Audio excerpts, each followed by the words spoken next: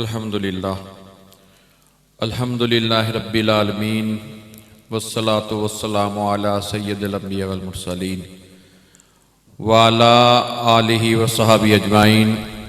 لا نبی بعدہ وہو رحمۃ للعالمین وخاتم النبیین اما بعد فاعوذ باللہ من الشیطان الرجیم بسم اللہ الرحمن الرحیم الرحمن علم القرآن صدق اللہ العظیم ان اللہ و ملائکۃ یصلون علی النبی یا ایھا الذین آمنوا صلوا علیہ وسلموا تسلیما۔ سارے حضرات مل کے درود پاک پڑھیں۔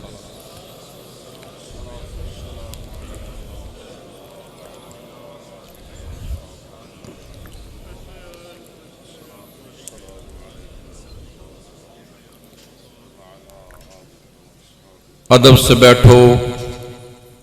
سے بیٹھو خدا گواہ ہے، وہ آ رہے ہیں ہوا کی خوشبو بتا رہی ہے، وہ زلف اپنی لہرا رہے ہیں،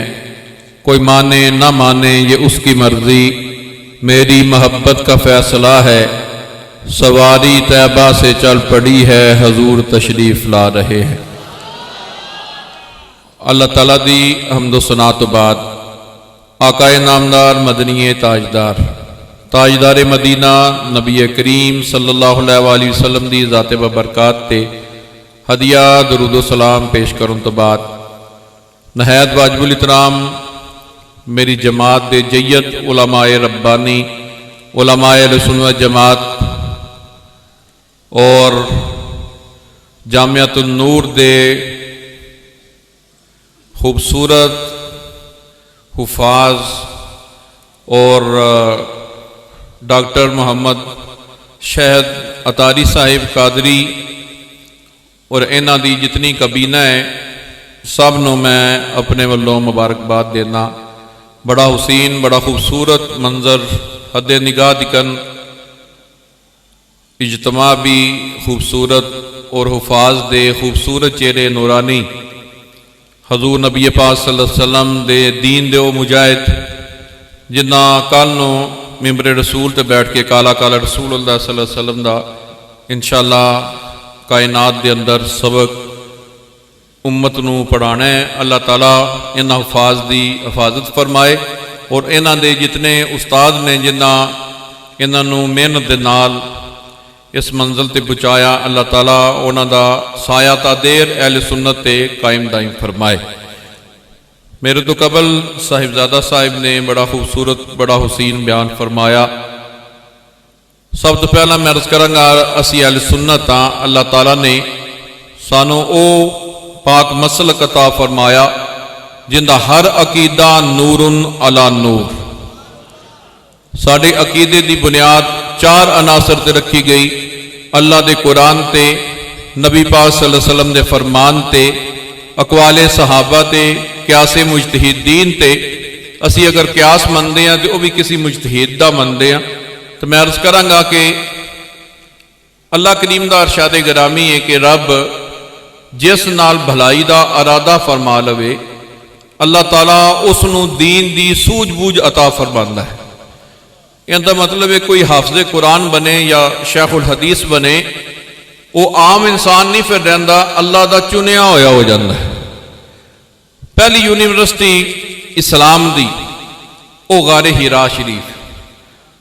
پہلے معلم اعظم نبی کریم صلی اللہ علیہ وسلم نے،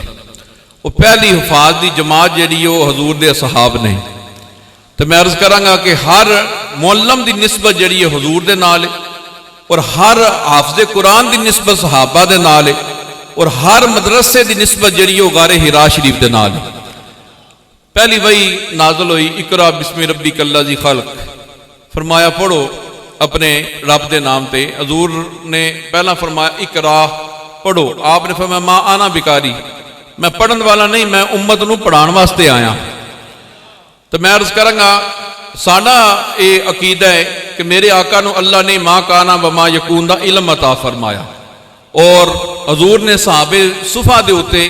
تمام صحابہ نو پھر قرآن پاک دا علم عطا فرمایا۔ جس طرح میرے تو قبل حضرت صاحبزادہ محمد داؤد رضوی صاحب نے بیان فرمایا کہ حضرت عبداللہ ابن مسعود نبی پاک صلی اللہ علیہ وسلم دے وہ خاص الخاص تربیت یافتہ صحابی، نبی پاک صلی اللہ علیہ وسلم نے ارشاد فرمایا کہ اگر جیڑا سونا قرآن پڑھنا چاہتا ہے عبداللہ ابن مسعود ورگا قرآن پڑھیا کرے۔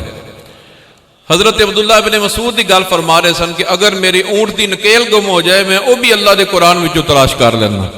تو میں عرض کروں گا کہ قرآن پاک ایک ایسا علم ہے، لیکن اللہ نے قرآن پاک وچ پہلے پارے میں فرمایا الف لام میم ذالک الکتاب،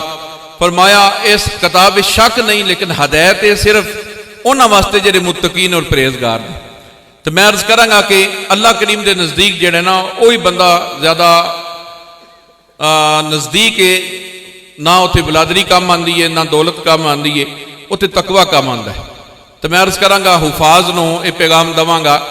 کہ اس مشن نو جاری رکھو، کیونکہ زندگی تسی گزارنی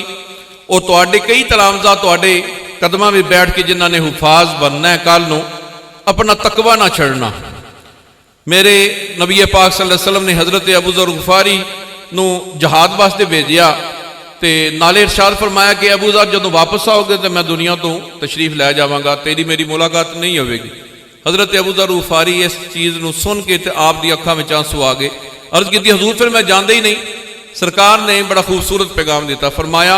اے ابو ذر پریشان ہونے دی ضرورت نہیں، تو تقوی نہ چھڈی،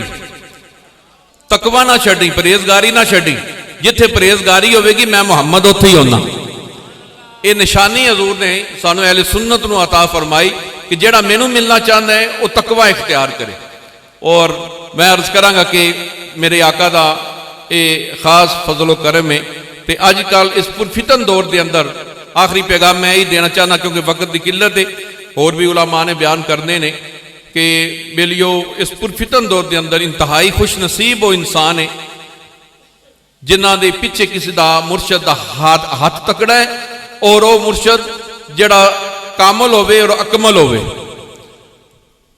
ان دی وجہ کہ اس پرفتن دور دے اندر